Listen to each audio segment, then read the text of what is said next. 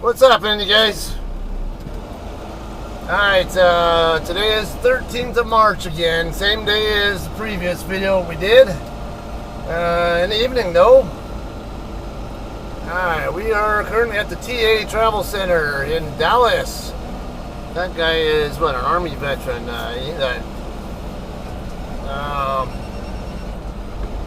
Hirschbach driver.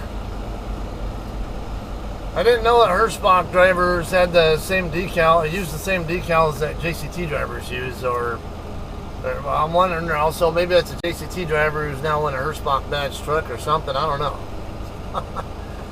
Alright, we're going to get checked out over here at the ticket booth now. It'll be free for me even though I was here for 5+ hours, almost 6 hours or whatever it was. Because while I was here, I got the trailer license plate light replaced. So all I have to do is show the, should be just a case of showing them my receipt right there, and should be good to go.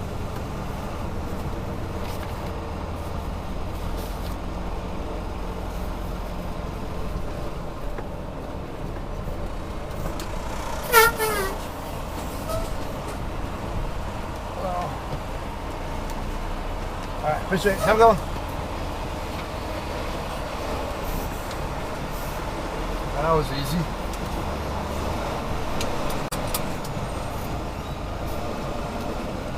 Alright, let's get out of here now. Let's fix this first. It's not mounted to the windshield the best way possible, so it has a tendency to shift.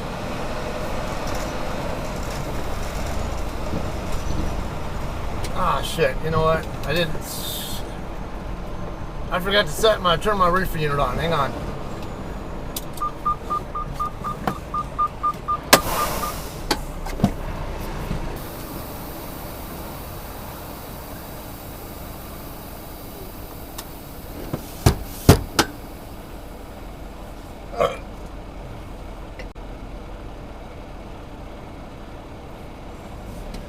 Alright guys, let's get rolling again.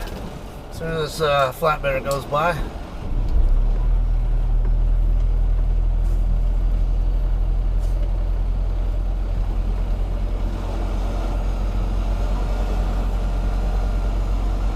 Alright, you can see where we're at in relation to Dallas. We're on the south end of town, or southeast end of town, I guess I would say.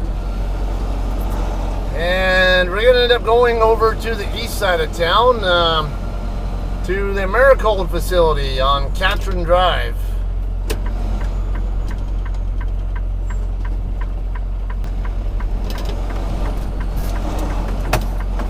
Alright, let's get rolling here. Finally. What a pain in the ass.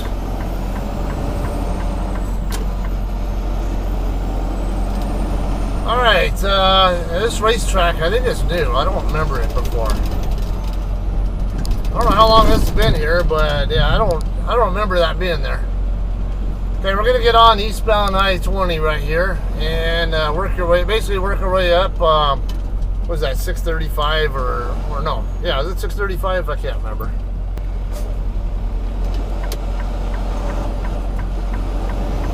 All right, why is this flatbed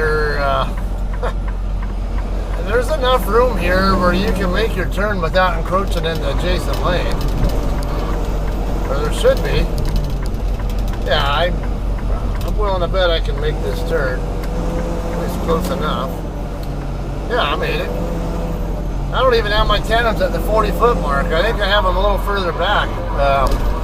After that last delivery I made, I didn't really give a shit where I had the tandems at. I just didn't want them all the way back. Yeah, it was kind of tight, but you can usually tell from flatbed trailers whether they're 48-footers or 53-footers. Based on where the rear axle is in relation to the back of the trailer. Now, if the rear axle is right at the very back of the trailer, it's probably a 48-footer. If it's further forward,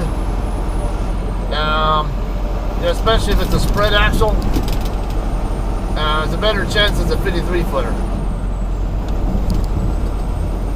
I've never done flatbed work, but that's what I've gathered from people who actually do drive pull flatbeds. All right, so yeah, we're gonna end up taking 20 up to 635 north, and then we'll take 635 up to what is it, US 80? Yeah, US 80, I want to say, and then just before we get, not long before we get Interstate 30 is where we're gonna exit at.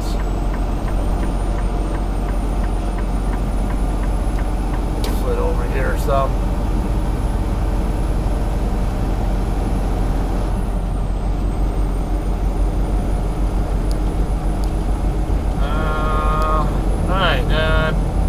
Yeah, I don't remember. I had a topic I was going to talk about. I'm kind of brain farting at the moment on it, so forgive me on that one.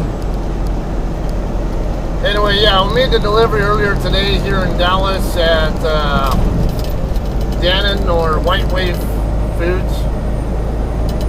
Ended up coming over here to the Blue Beacon to get washed out, and then over to the TA to get that for a break and to get the trailer light, license plate light.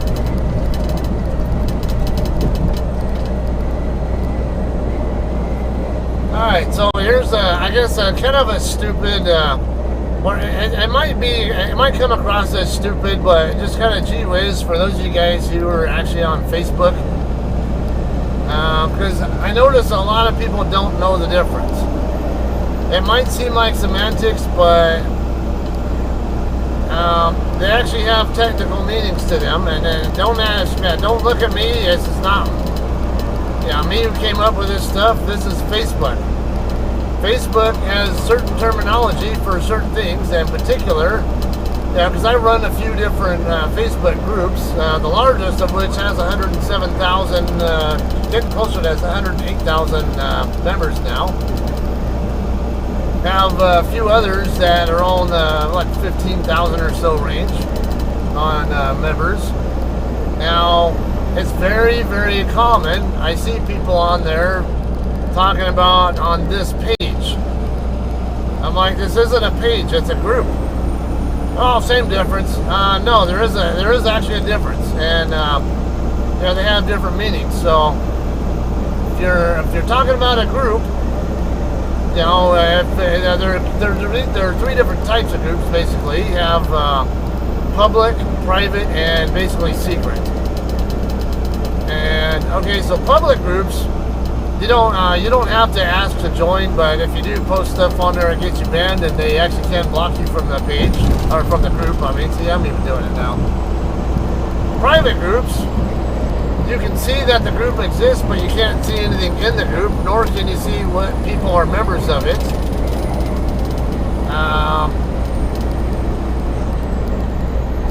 You have to actually request to join the group to see any of the content posted to it. But then once you're in the group, anybody in the group can actually post to it. And then, of course, the secret group is one where it exists, but you're only getting in by invitation. Like somebody is in it already and they want to invite you into it. You can only get in by invite, basically. That's what you call a secret group. Now, a page, that is different. Yeah, it might seem everybody calls it a page, but as far as Facebook is concerned, it's not called a page. I mean, it's not. A group is not a page. A group is a group. And like I said, in a group, anybody in the group can actually post content to it, make new posts to it, comment or reply to any posts, whatever, among other things. But a page is originally meant for businesses, or it might even be your personal Facebook wall, for example. That's actually a page. And how a page works is only the owner of the page can post new content to it. Nobody needs to request to join it, or anybody can follow it as they desire, but only the author, only the owner of the page, or specifically designated individuals are allowed to post new content to it. But once new information is posted to it, anybody following or actually looking at it can actually comment or reply on it. So that is the main difference between a group and a page on Facebook. Is whether or not anybody, any Joe Blow looking at the page can actually post something new to it. Alright, so I know, kind of stupid, but it's just one of those little pet peeves I have as a group owner, that everybody calls it a page, and then you get people wondering why they can't do this or they have to do that or whatever, because they don't understand that difference. There actually are some key differences there, and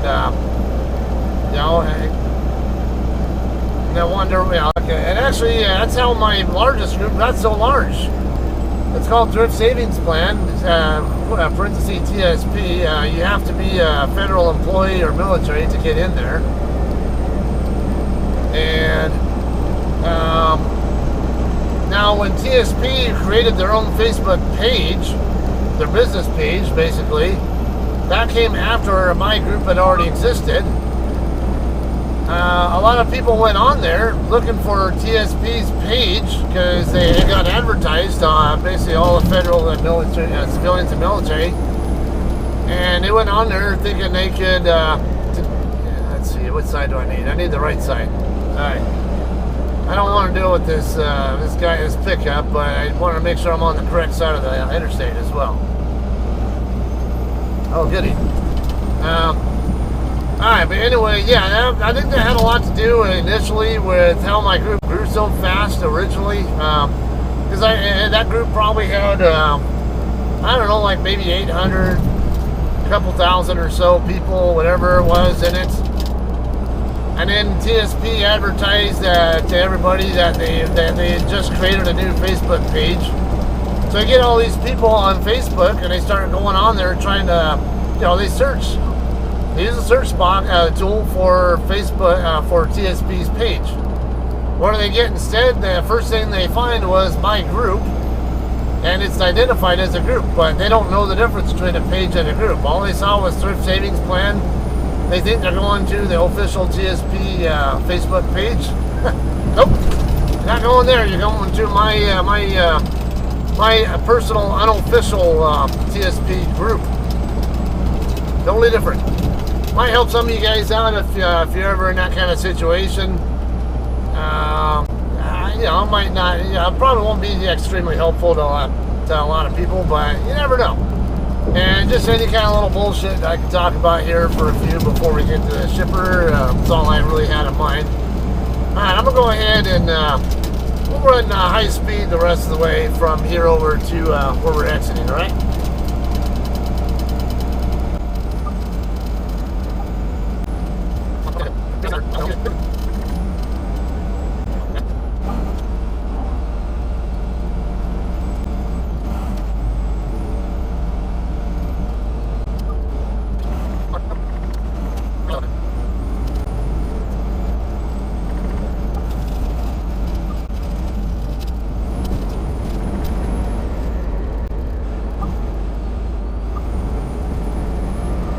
We are getting off here at Big Town Boulevard off US 80.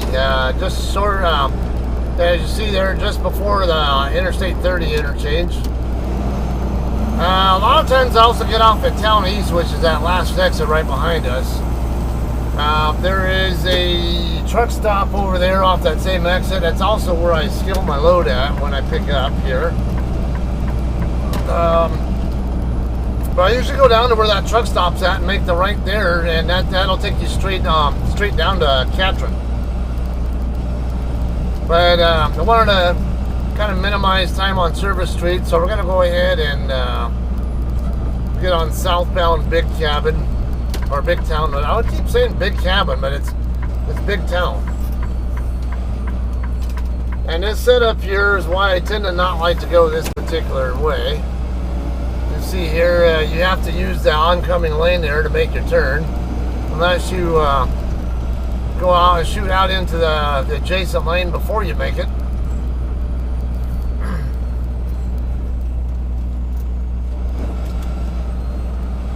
So yeah, and I can't go through here without running over the curb. All right. I'm a little bit concerned that UPS truck's coming up a little bit on the fast side, but I'm never going to get out of there if I don't move. So He's gonna have to deal with it. Yeah, see, he's already moving over to go around me. Too bad. Alright, so slight right up here, we're gonna make a right at, and then right down, short distance down the road, we'll make a left on a Catron.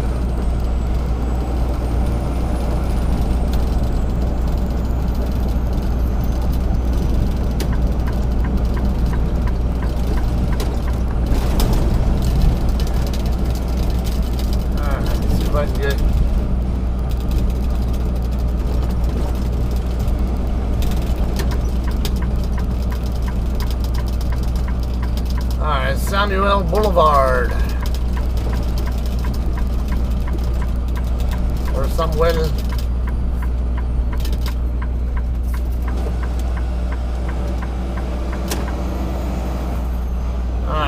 That tracks perfectly there. Okay, I want to say it's FedEx or whatever over here on the left side. I always try to remember. Yeah, it is FedEx. I just saw some of their trailers over here. Basically, right in front of their facility is where Catron Drive is at. Be a left turn, right about where that SUV in front of us is at right now.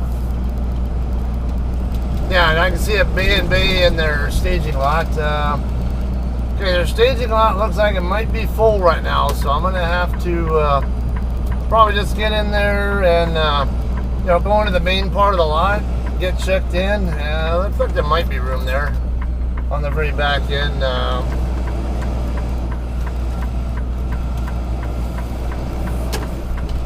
I don't know. No, it's if I do park there. Come on, B&B. I don't have time for this shit.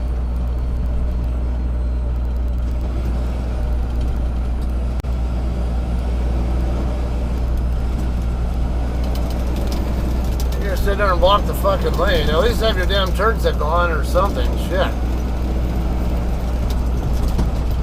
Let's take a look if there's any room in there to park. I don't think so, but yeah. Last time I came in here and we actually went from there to the dock door.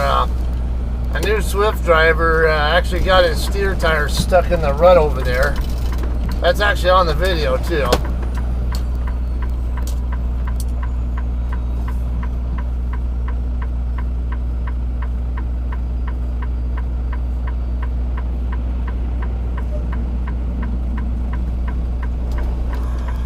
Oh, come on now.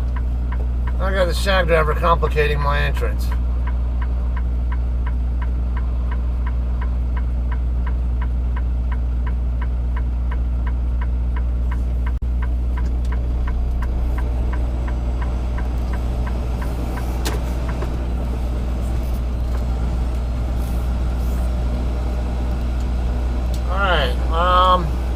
We're gonna come up over here and try to just be out of the way.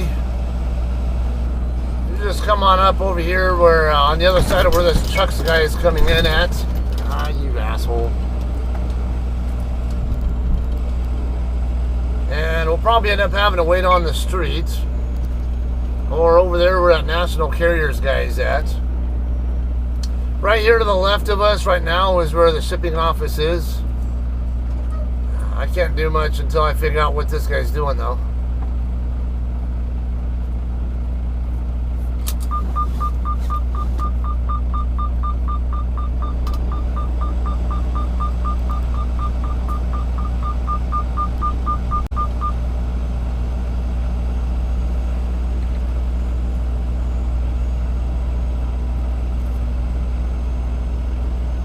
As far over here as I can and out of the way. That way, if any of these guys dock out like this WFX driver looks like he's getting ready to. Alright, I'm gonna get checked in, figure out how long we're gonna take to get in the dock door.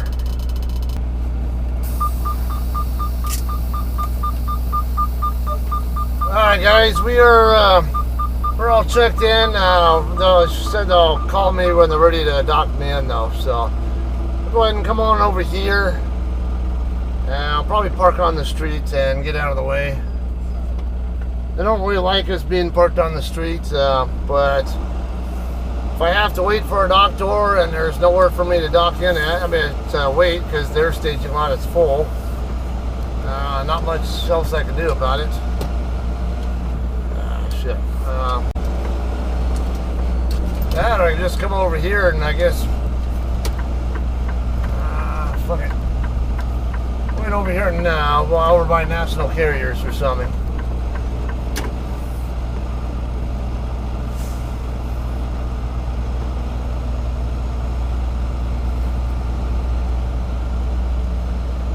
Doesn't look like anybody's working here right now anyway.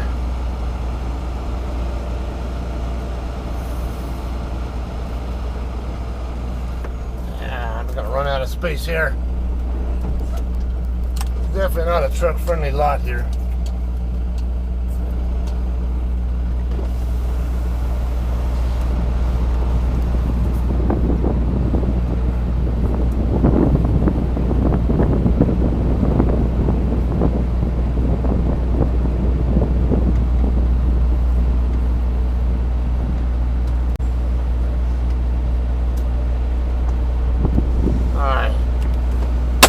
This will work. Hopefully it won't take too long.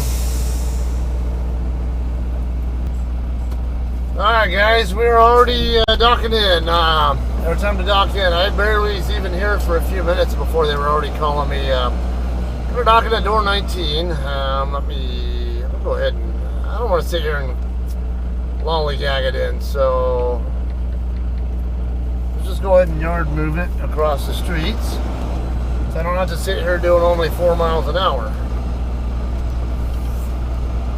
1 minute of cycle time's not going to hurt me. Alright, so when you bump the dock here, now they want the reefer set at -10, at least for my load. Every time I come here, it's always a -10 load.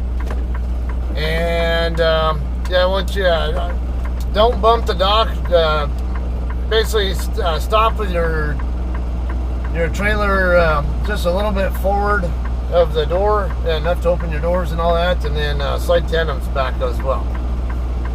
Okay, so right here is 19. I'll go ahead and slide the tandems once I get into the spot. I often will slide them before, but that lot we were just in didn't offer enough room to do much, so it's like, yeah, I'll just wait till we're already over here.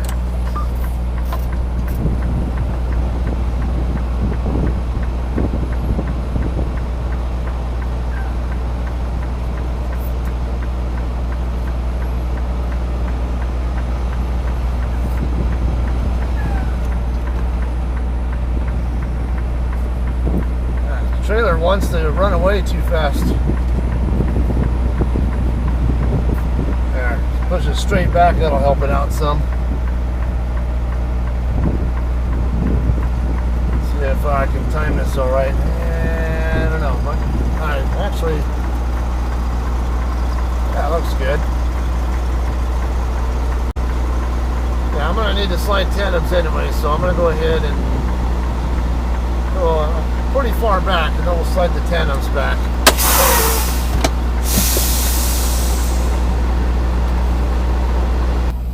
Alright guys, we are done loading. I already got bills in hand too. I haven't even looked at what the weight is though.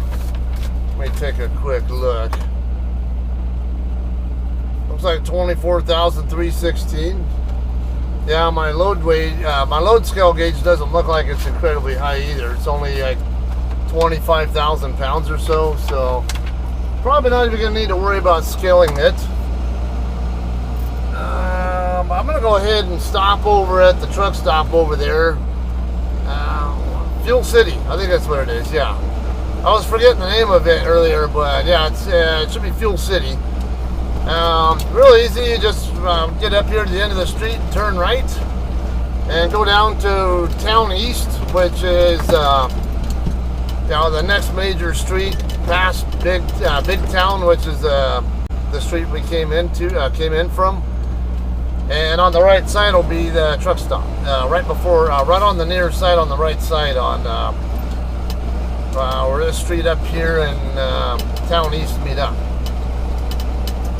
Alright, so what's going on next? We are taking this to the Walmart Distribution Center in Grandview, Washington. I got the map up there to kind of give you an idea on what the ideal route options are. Mind you, those are for cars, but actually those same routes are the same ones that I would most likely do in a truck too. So, this road sucks. Yeah, so basically in a nutshell there, I'll kind of give you the rundown on, he's not going to have room to get his tandems into there without running over the grass. I bet you anything. So, and speaking of that, I got something to say about this guy here as well. Yeah, he's running over the grass. Alright, so anyway, so the route that you see highlighted right now is basically work my way up US 287 from right over here by Fort Worth. Take that up to Amarillo. Then then Interstate 40 over to Albuquerque. Go north on I-25 a short distance. And what's that town there? Rio Rico or Rio, I don't know. It's something along that line. Just north of Albuquerque. I can pick up US 550 and take 550 up to all the way over to Farmington, New Mexico. Then US 64 to the west over to Shiprock, New Mexico. What's this guy doing? Hopefully he's going to wait for me. Which way is he going? Is he cross it? Yeah, he's trying to... I ain't waiting on your ass. It's already... Alright, let's get this shit turned off so I don't have to hear it anymore. Okay, so... Yeah, 64 over to Shiprock, New Mexico, and then you pick up US 491 from there. And that'll take you up to the town of Monticello, Utah. 491 will terminate into 191 right there. And then take 191 up to Interstate 70 over there by, what's that? It's about 20 miles east of Green River, Utah, if I remember right, something like that. And then you take 70 west over to Green River. And take 191 and Highway 6 from there over to Spanish Fork, Utah. And get on I-15 right there. That's just a hair south of Provo. Take I-15 up from there to Interstate 84 in Tremonton. And 84 all the way into Oregon, or you get on Interstate 82. Alright, yeah, and then Grandview's there off I-82 in central Washington. Okay, the other way that is showing there is basically to go up to Amarillo and then hit US 385. Just on the west side of Amarillo. Yeah, I take 385 up till you get to Dalhart, Texas. And then it's US 87 all the way across to Raton, New Mexico. Then you pick up I-25. You either take that up to Fort Collins, Colorado, and then 287 from there up to Laramie, or you just take 25 straight up to Cheyenne and then take 80 across. Either way, I'm going to have weather problems. I'm going to have snow to deal with no matter which route I take. All right, right here on the right side is Fuel City. We'll use the other lane. I could have, it's kind of all tight there, I guess. Yeah, we'll come in off this other side, but I can always exit out that way to come back over here. Because, now mind you, if you come over here to this Fuel City and you want to exit, the standard truck exit, the truck driveway over here, their light just turned green. The driveway over there, it's just for trucks, will only get you to, it will only allow you to make right turns because there's an island that blocks the path to the left turn. So you might want to use this driveway back here that truck was just coming out of if you're exiting here. Alright, so about that guy, that Crete driver. So apparently he's been driving a good number of years, but he's apparently doesn't know where to put the tandems for California. Let's see. All right, yeah, we got green. They're still green on the through, and nobody coming. So, and yeah, he said he got put out of service over at the Let's see. I thought there was there's another driveway over here, but let me use the other one. It's a little bit tight there.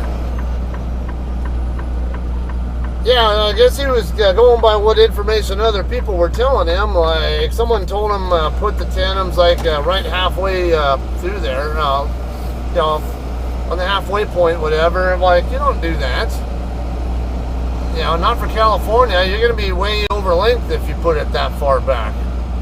Yeah, and I was telling him, I asked him if you got 4-inch or 6-inch side rail holes, and like, he didn't even know the answer.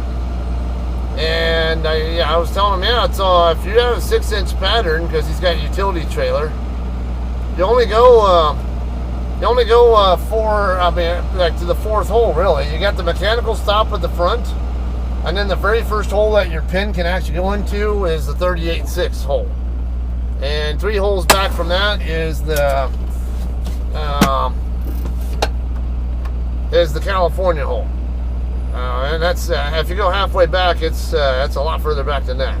So I wasn't surprised he got put out of service. Yeah, it's like, and this guy's been driving for how long, and he didn't know that? How do you not know that? I don't get it. All right. Anyway, I'm gonna call this one a day. I'm gonna go run inside real quick, and then also send my loaded call, and we'll be on our way. I tentatively plan to take that US 550 route, though, just for your information. All right, you all have a great night. We'll possibly see you guys in Grandview. That one delivers on the 17th. All right, you have a great night. We'll see you then.